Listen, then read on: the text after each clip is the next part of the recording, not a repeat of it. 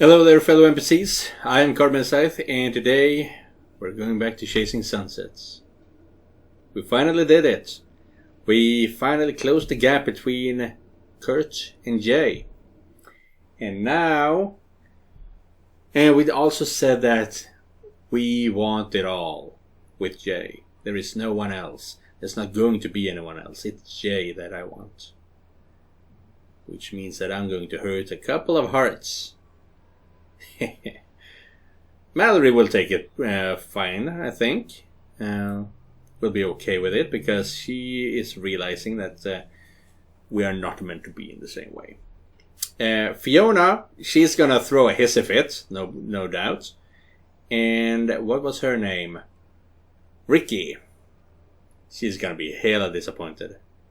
But yeah, let's go. Tunaloo Harbor Shopping District, earlier that afternoon, which is right before we went to bed with Jay. Oh no. Hey there, ladies. Have you seen an adorable asshole of a puppy off his leash? Oh! Oh! No, we haven't, but we just got here. Mallory looks around with a concerned expression. Goodness, you must be worried sick. So fit and confident, yet outsmarted by a juvenile canine. Come again? My friend is a little socially awkward. She means no offense. Right, I would never intentionally offend a washed-up player trying to sell a lost pup story. Amanda, please, can you not? Nej, vänta, hur fan gör man? Right, I don't suppose the two of you can spare a few minutes to help me look. Perhaps you could share this puppy's name, as you were not calling it as we approached. Vince glares daggers at Amanda, but doesn't hesitate. Jameson. Yes, Mal, we should help this total stranger find a fictional dog named after his last drink. Amanda, what's gotten into you? Trust Amanda! Tunaloo only permits service animals. I actually read everything in the seat pocket in front of me. Mallory pauses uncertainly before shooting the stranger a suspicious look. Now that you mention it... Excuse me, sir? Mallory is interrupted as two Tunaloo Harbor police officers intercede. Code 3 respond. Did Chris actually bust your ass? How can I help two of the island's finest? Vincent Rosso would like to have a word with you, privately. Well, that all depends. Am I under arrest? No. Then piss off. Sir, if you could just please step over here. I'm trying to have a conversation here. Do I need to file a complaint with the Board of Tourism? Ladies, please go about your business. We'll need a moment with this gentleman. We don't want any trouble. We're going. Holy crap, her eyes are beautiful now. Now that it's properly lighted up. Yeah, beautiful. They're not going anywhere. What are your badge numbers? Dude, their badge numbers are right on their chests. Americans. I know, right? Sir, we received a credible report that you entered the country with an active case of monkeypox. Oh! Wide-eyed Mallory and Amanda begin backing away. What are you talking about? I did nothing of the sort. Monkeypox is a serious business. You boys should check his ass. I'm sorry, what now? Peanut! Sir, I'm sure we can clear this up very quickly if you just cooperate. Or in our 4 to 6 weeks with medical supervision and quarantine. I give up. Just step over here, sir. An ambulance is on its way to transport you. So, okay, so Chris did not bust your ass, but did he still call on you? This is fucking ridiculous. Who called in this report? We're not at liberty to say, sir. Now simmer down or we'll be forced to restrain you. Hey! Hey! Lexi Diamante engaged! Hey! Nearby, an incognito Christian watches the scene unfold with a satisfied smirk. So, I really want to know, because it's going to take a long time if I'm going to find out for myself. Is this always going to happen? Is this scripted? Or is this something that can be avoided depending on how we treat him? You saved her life now. Complete chapter 6. Day off.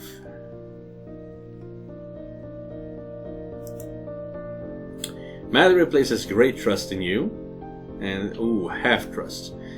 Love. Mallory considers you an assignment. Oh, she does not love me anymore. Yeah, we did lose 2 love when we denied her that night. Oh, Lord, that is good score. These are good scores. Jay believes in your body and soul. Jay is in an intimate relationship with you. Damn.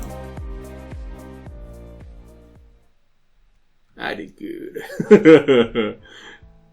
65-45. God damn. Polygene headquarters, Boston, MA, 3 years ago. Yet another backstory. The Tunaloo Foreign Affairs office is just trying to sweeten the deal. They want a research facility. It means skilled jobs and, more importantly, tax revenue. I hope so. Selecting a new site would set us back years. Trust me, by this time next week the deal will be a matter of public record. Sorry, I can't get more excited about it. Right now all I can think about is getting home to James. With Jay home for winter break, the whole family is back together. Almost. I'll hold down the fort here. You run home and remind James why he married you. Men love it when you add some ho ho ho to their silent nights. I even picked you up another little something you can surprise him with. Well, you are a good assistant, Lisa. That is not your role, but damn, you are good. Tara and Lisa, whoo! That actually saves me a stop. How did I ever get by without you? You didn't. This place was a train wreck. Polygene was on a literal edge of bankruptcy. And here... First there was an instant coffee in the lounge, and Kenny G elevator music. Ah yes, the universal symptoms of a company about to fold. Then there was the Neanderthals in marketing and their shitty toilet aim. Pissing on the drywall until it disintegrated, making the urinal straight up fall off the wall. Ugh. Speaking of the primates in marketing, how is Michael these days? Oh hell no, you can't just bring up Magic Micro while I'm bragging about accomplishments. God forbid I derail this sad reminder that your scandalous paycheck buys us plummet dispatch.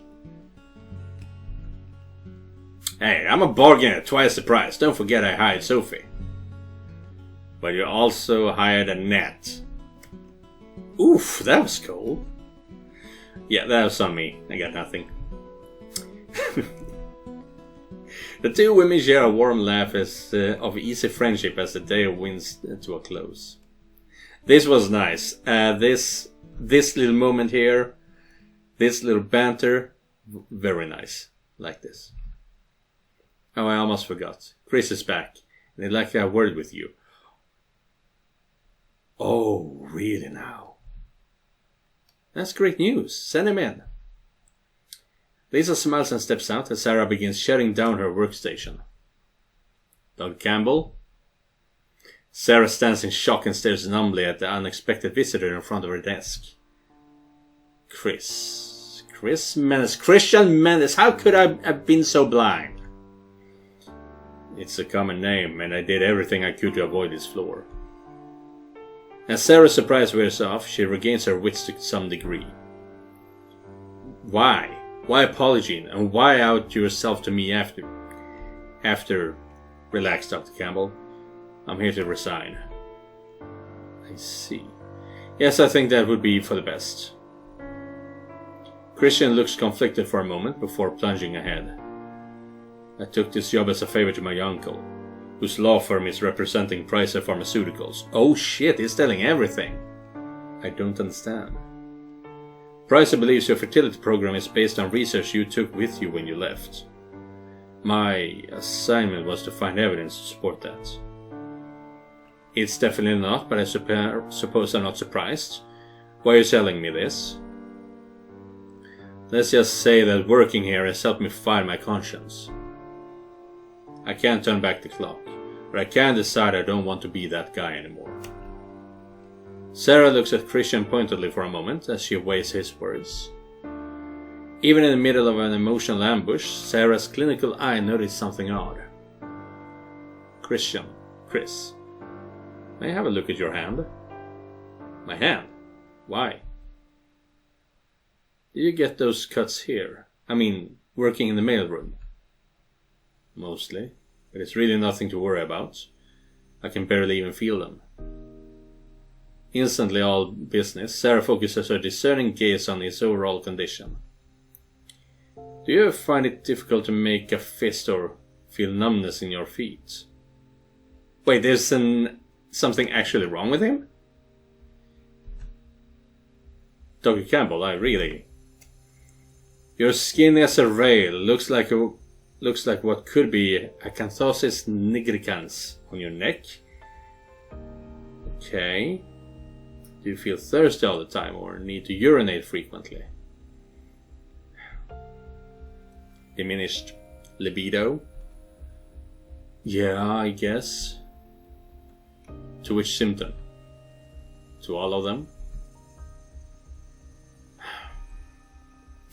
We need blood work to confirm it, but I think you're an untreated diabetic. Diabetes? There are too many symptoms to ignore. You should see a specialist right away. Stunned, Christian just stares at her in silence. It's important to stay positive. Type 2 is very treatable, sometimes with diet alone. I'll make the appointment. I've known deep down something was wrong with me for a long time. I just figured it was other shit taking its toll. This is why men have shorter lifespans. I'll have Lisa send you a list of endocrinologists I trust. It may sound weird, but I'm kinda relieved. At least now, some things make sense. Thank you for everything. I'll just see myself out. Sarah deliberates a moment before stopping him. So, you're just going to throw yourself on your sword and return to your uncle empty-handed? That was the plan? Look, I can't forgive what happened with Jay, but I also stand by my choice to look out for you. Your Hippocratic oath, huh? No, Christian. Just basic human decency. Sarah reaches into her desk and pulls out a flash drive. Give this to your uncle when you see him again. What's on it? Proprietary fertility program data that should convince Pricer that our research is original. Oh, are you gonna show them that you know that the drug wasn't working? Hopefully it's convincing enough to tell them to call off their dogs. I get the feeling it won't be. The money they're dropping to bring you down feels personal. Well then, at least this way you don't return empty-handed. And let's make your resignation effective after you get your treatment in order. It won't be cheap, and you'll want to be double insured. But why are you helping me? After everything? The barest hint of smile touches Sarah's lips for the first time since Lisa left. You're not the only person in this office who struggles with regret. Sometimes all it takes to reach our potential is for someone to give us a second chance. Outrigger Resort and Spa. Tunalu.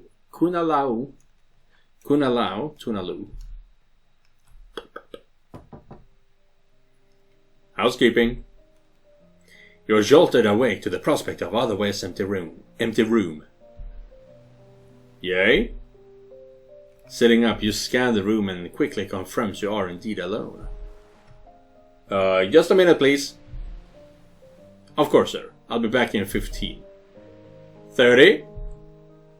20 minutes. Checkout was over half an hour ago, sir. If the front desk wasn't trolling me, it sounds like I'm gonna need a pressure washer anyway. Yeah, it's gonna need a bigger tip. Yeah, thanks, man.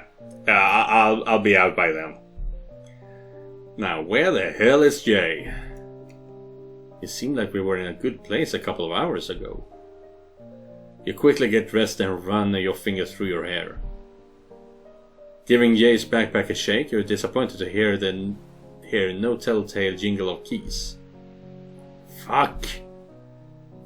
Remembering Jay's penchant for practical jokes, you begin formulating backup plans. If you took the bike, I can always see if Kyle is available. Hearing the door open, you turn to find a roguish Jay regarding you playfully. Yeah, that's what I thought. She said she didn't want to play games or compete with you anymore. Not all the time. So this does not feel like a moment she would be competing if she told you she wouldn't. Maybe Kyle is available for what? To take out an asshole sister who thought it'd be funny to leave me stranded on here in the BFE. Look at it this way. If I keep you guessing, you'll never get bored. Please, I'd have just played Call of Duty until I was reported missing. Yeah, rolls her eyes dramatically. Tara's right. I'm in love with a man-child. What's wrong about last night? I need to know. When I woke up and you were gone, I was afraid you were having buyer's remorse. If I didn't get buyer's remorse when I thought you shit my bed, I'm sure not getting it now. That actually seems legit. Where did you go then? Love and trust. I told George I'd negotiate for the vacant lot behind the annex, didn't I? Yes. Boom, baby! Signed, sealed, and delivered. You got the lease signed in the 2 hours since the shower of ultimate suffering? Too soon? And you always underestimate my special abilities. I always thought you were a little out of place on the normie school bus. You expect Jay to fire back, but instead she just fidgets uncomfortably. I take the short bus over the bike in a heartbeat.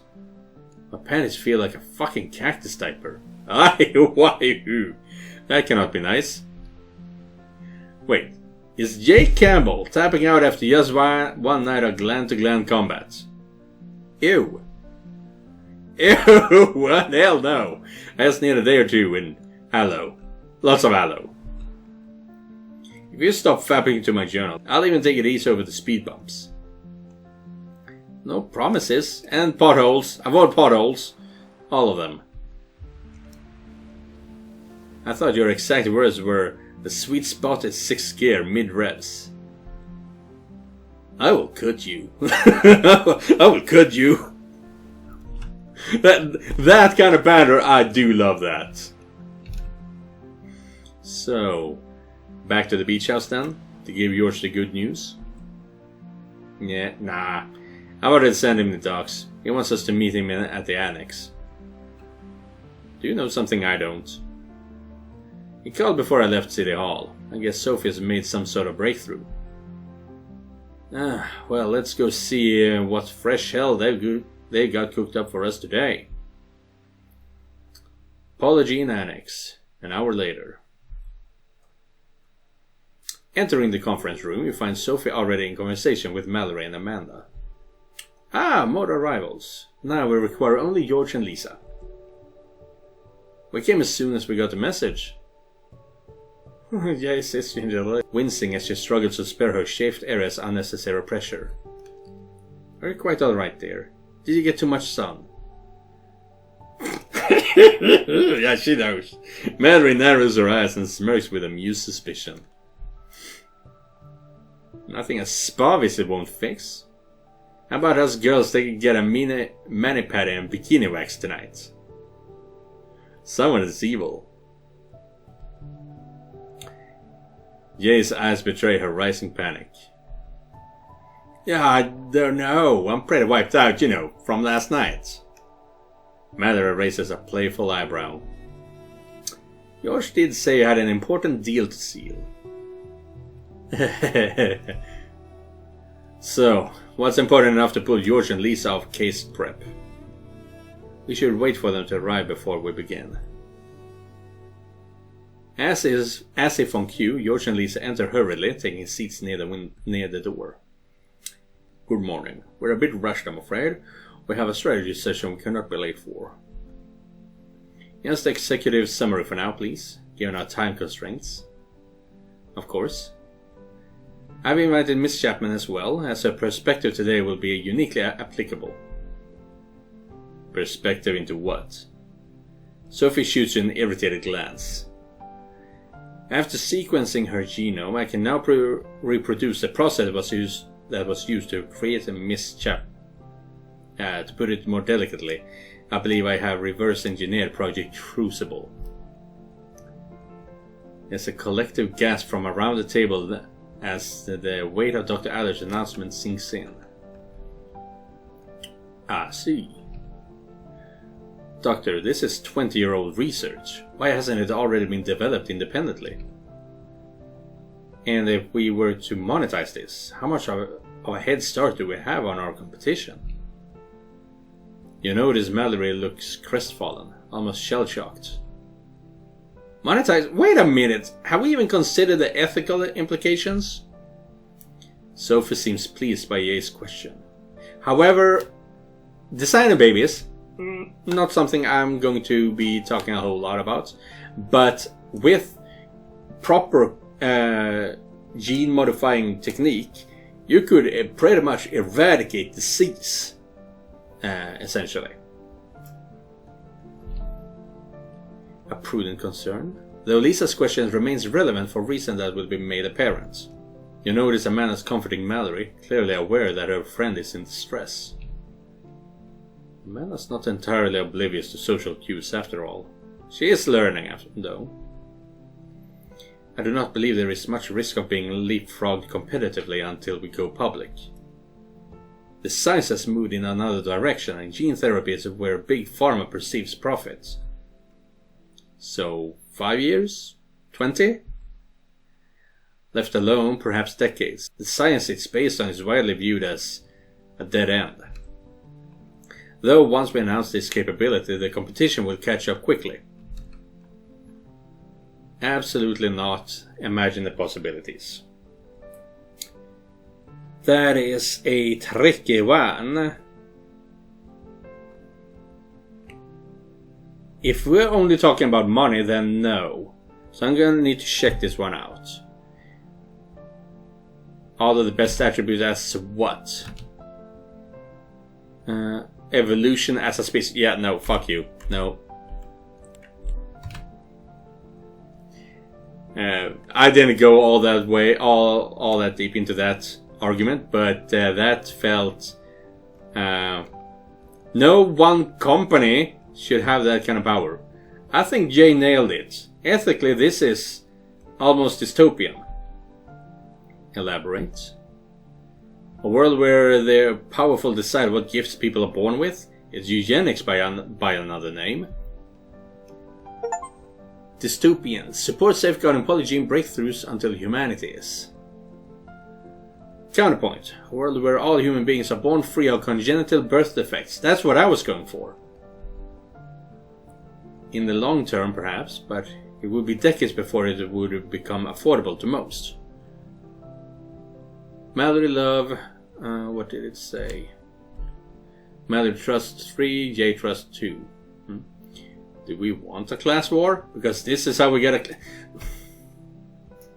We already had an Archer meme in the last episode. Not one again. And yeah. Well, this certainly isn't what I expected to be discussing this morning. Well, like it or not, we can't just put the genie back in the bottle now. For the first time since the topic was opened, Mallory gazes at Sophie intently. We were so preoccupied with whether or not we could, we didn't stop to ask ourselves if we should. Jurassic fucking Park! Ha! And see what you did there? The tiniest of smiles plays at the corner of Mallory's mouth in response. Yeah, we did get 3 love out of her. So, 23. Indeed. And as a sole living product of this process, your perspective carries unique weight. My imperfections go way beyond my mismatched eyes. Gene sequencing has come a long way in 20 years. Errors could be eliminated. That's somehow worse. I can bear being what I am only because a tiny part of me is still only me. The more I think about this, the smaller the decision makes me feel. This is your breakthrough, Sophie, and you're the only scientist here. What do you think? Clearly appreciating your deference to her opinion, Sophie pauses a moment. The scientist in me is giddy with the potential, but the pragmatist in me despairs. I do not believe the world is quite ready for this knowledge. In spite of our best intentions, it would only be a matter of time before it was weaponized. Amanda, modifying your genome reshaped your life. What do you think? My working hypothesis is that autism is the human brain attempting to evolve and failing. Natural selection is a long, painful process that biology has refined over the eons. I believe our species currently lacks the altruism and objectivity to responsibly plan its own evolution. I could not have said it better. Lisa fidgets uncomfortably, while George appears lost in thought. I'll admit, the more I hear, the more skeptical I am about all of this. Nodding affirmatively, George stands abruptly with an air of urgency. I agree, but we are out of time. We are already late for our meeting. So, no decision on this? Lisa gives you a thoughtful glance as she prepares to leave with George. That will be for one or both of you to decide when the time comes. George and Lisa depart hurriedly, clearly anxious to make their other commitments. Hesitantly, Mallory breaks the silence. If the rest of you can stick around, we have something else to share. Yes, we discovered how Devon manipulated the Pregnia test results. With absolute certainty? Yes, our conclusions were taken directly from Devon Chapman's handwritten notes. If they contain context and detail, that would amount to a confession, I suppose. It is likely that we can prove it empirically as well. How so? Mallory hesitates, the gravity of what she's about to say weighing on her. Let's not get out over our skis. Skis? There's no reason to rush straight to tests. Clearly lacking the patience for a circular discussion, Sophie interjects. How were the results manipulated, and how can it be proven? Dr. Chapman's notes implied he was implanting fertilized ova into test subjects to falsify the results. Well, why would he put this reputation on the line to ensure the project he was partnered with Sarah Campbell on didn't get shut down?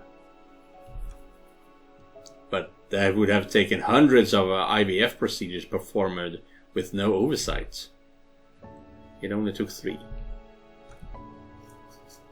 Yes, far too few to have a satisfied clinical trials. Research misconduct is simple to conceal if a company is unethical and sufficiently motivated. My God, my moustache is itching. Also impossible to prove with our raw data and the test subjects on the sources of the ova. Mallory's discomfort is obvious, and she stares at the table forlornly. Dr. Campbell herself provided some of the ova, according to Dr. Chapman's notes. You feel a sinking feeling in the pit of your stomach as the dots begin to connect.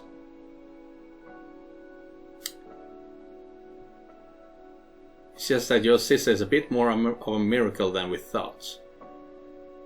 So Jay is actually a blood-related sister? You glance at your sister, whose horrified face betrays her own epiphany. 2 of her eggs resulted in miscarriage, but the 3rd was carried to term. Sophie listens intently, the implications eluding her for the moment. So we could identify that child of her mother. We could also prove your hypothesis. Mallory raised her eyes from the table at last and looks desolately at Jay. We may already have. The pieces finally fall into place for the doctor, who regards Jay in abject shock. No. You lock eyes with Jay, who can only stare back at you helplessly. I can't. Jay. Standing unsteadily, Jay turns toward the door. I need some air. Dude, that is a fucking twist. Alright. God damn. Even though she doesn't slam the door, the sound of it closing echoes with grim finality. Better give her some space. She'll have to come back for her phone. Nobody understands how she's feeling better than I do. I'll talk to her. We will continue to parse Devon's notes for anything we missed. As soon as Mallory and Amanda have left, you gaze uncertainly at Sophie. Something on your mind, Kurt? No, I was just leaving. Sophie gives you an arched eyebrow of mild irritation. Well, I certainly have a lot to think about, if you'll excuse me. You barely stepped into the tropical heat when you feel your phone vibrate. But that is actually where we cut off for today's episode. God damn. So, in the end, it was her sister. Or so we very much believe right now. Yeah, half-sister. God damn it. You just keep on throwing these curveballs. That was a lot of fun. I did not connect it. I got what they were saying when Amanda and Mallory were talking about it, but I didn't connect to the fact that it was Jay. Yeah. Took me some time, but damn, now it's out there in the open. Whew. It's still okay though. It's still okay. Thank you guys for watching, and thank you Josef Henderson for donating directly to my coffee page. I'll see you guys in the next episode, and remember, just because you're not the main character, it does not mean you're not important. Goodbye everyone.